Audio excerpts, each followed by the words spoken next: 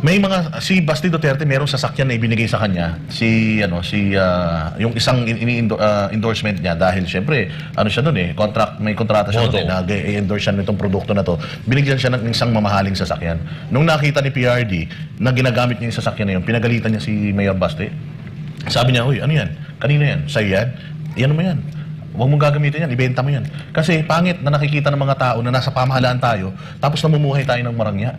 Ganun ang disiplina ni PRD. Right there and then, si Mayor Baste, binenta yung yung sasakyan na yun. Meron pa siyang isang sasakyan na binigay din sa kanya ng isang supporter, pero ibinabalik niya yun dahil nagalit din si PRD. Isoli mo yan kung kanino man ibinabalik niya, ayaw nang tanggapin netong nagbigay sa kanya dahil binigay na sa kanya, sports car to. Ang ginawa ni Mayor Baste, binili ng ambulansya, pinamigay sa mga mga barangay dito sa Davao. Ganyan ang mga Duterte.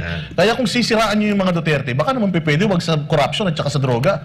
Oo, kasi nilalabanan nga nila yan, nung panahon nga nila nawala yan eh. Nawala nga kayong mga kurakong nung panahon ni Duterte. Ngayon nga lang kayo ulit nagsibalik dahil panahon na yata ng mga kriminal ngayon, kaya nandiyan na naman kayo Coach Oli.